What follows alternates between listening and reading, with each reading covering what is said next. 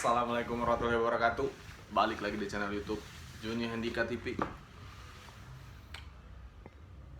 Kali ini kita bahas lanjutan video kemarin yang sempat viral. Oh, ada viral guys, bro viral.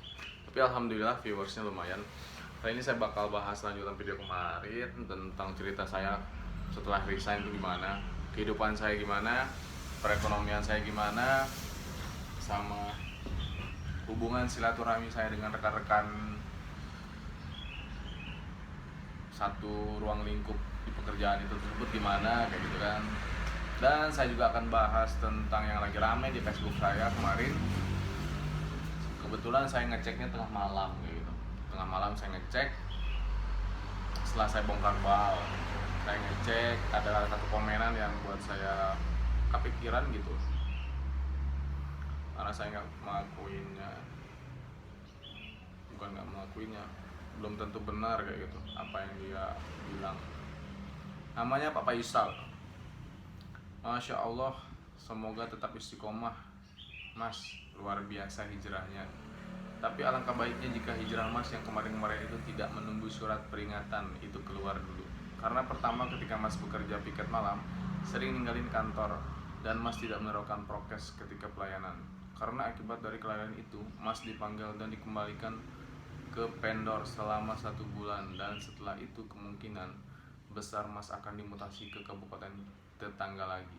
Alangkah baiknya jika hijrah Mas untuk keluar dari perusahaan yang kata Mas riba itu sebelumnya kejadian itu terjadi. Barakallah ya Mas untuk semua usaha dan urusannya. Yang pertama, saya nggak pernah kenal namanya Pak Faisal. Dan ini saya yakinin ini adalah salah satu pekerja yang masih aktif sekarang dan selalu mengusik kehidupan saya ketika saya masih bekerja di bank tersebut. Sampai sekarang saya tidak bekerja lagi di bank tersebut, masih dia urusin. Ini ya, saya nggak bohong, chat ini komentaran dia, komen dia di Facebook saya balas dong. Amin, terima kasih sebelumnya Bro Faisal. Saya harap yang baiknya bisa dicontoh, yang buruknya jangan diikutin.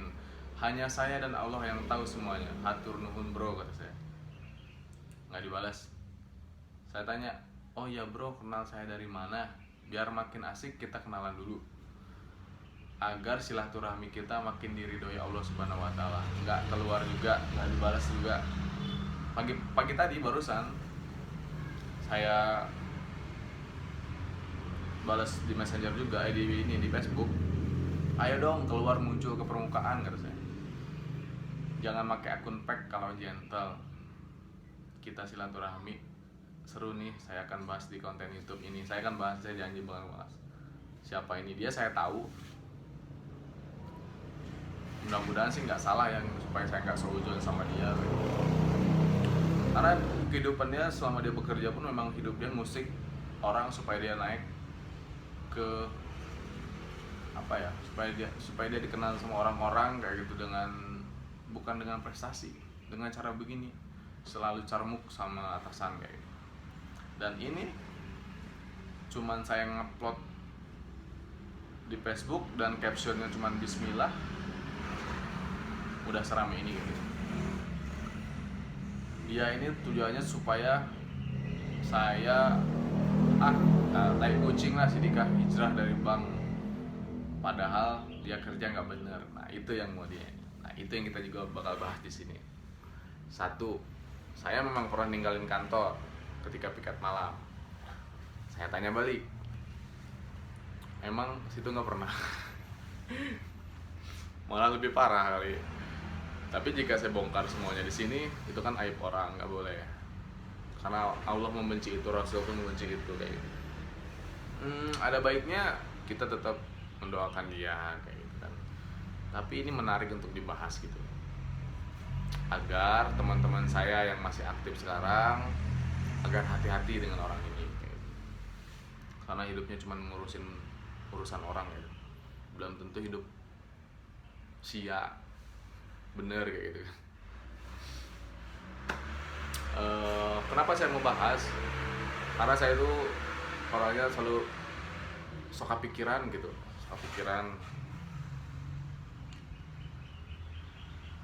terutama sama orang-orang yang seperti ini kayak gitu. Jadi saya ingat sama quote kata-kata bijak gitu. Jika hidup Anda selalu diusik dengan seseorang, itu artinya hidup Anda lebih berkualitas ketimbang mereka. Wah, bener. Oh, oke ya. Jadi saya selalu ingat sama kata-kata bijak itu. Tapi itu nggak jadi masalah dan itu nggak jadi alasan saya kenapa saya resign dari bank ya. Sekali lagi demi Allah saya resign lillahi ta'ala karena Allah ta'ala. Satu, saya udah percaya kalau kerja di bank itu haram. Kedua, saya benar-benar percaya kalau riba itu benar-benar dilarang oleh Allah Subhanahu wa taala. Dan yang ketiga, sedikit pun nggak ada alasan ketidaknyamanan saya bekerja di bank tersebut. Saya benar-benar lillahi ta'ala resign karena Allah Subhanahu wa taala. Karena saya udah 2 tahun menekuni riba itu apa itu hukumnya, udah saya bahas di video sebelumnya. Saya mau cerita sekarang, gimana bang, gimana kak kehidupan setelah resign katanya. Uang, kehidupan perekonomian gimana, keadaan keuangan gimana. Drop banget. Sebulan masih ada tabungan, 2 bulan masih ada tabungan, 3 bulan masih punya tabungan lah sedikit di rekening, 4 bulan punya tabungan masih cukup, 5 bulan ujian datang. Setelah saya mengurus semua usaha saya dari nol, mengurus usaha saya itu di bidang minuman, boba gitu ya, minuman kekinian gitu. Saya urus semuanya di sana sendirian, saya kelola sendiri, banting tulang sendiri. Saya pikir setelah resign dari bank enak, ternyata enak banget. Kenapa saya bilang enak banget? Saya nggak diatur-atur sama orang, saya nggak diatur lagi sama atasan.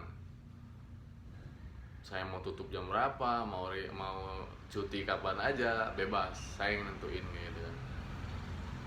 Alhamdulillah 4 bulan setelah saya resign, boba lagi naik-naiknya. Biasanya 1 bulan itu habis 1000 cup, ketika saya megang habis 2000 cup. Alhamdulillah, qadarullah ya. Saya berterima kasih banget sama Allah. Sampai saat ini pun alhamdulillah sisi boba masih tetap konsisten. Dengan meskipun hari hujan, tetap aja saya bersyukur kayak gitu. Ada aja yang beli sisi boba minuman yang saya sedang rintis ini kayak gitu kan. Dan saya juga terima kasih buat sisi lover Kepayang, Curup, mungkin Bengkulu yang udah pernah nyoba sisi boba saya kayak gitu kan. Sekarang bahkan udah hampir 30.000 cup, baru 2 tahun alhamdulillah. Saya benar-benar terima kasih sama Allah Subhanahu wa taala udah mengganti dengan yang lebih baik lagi.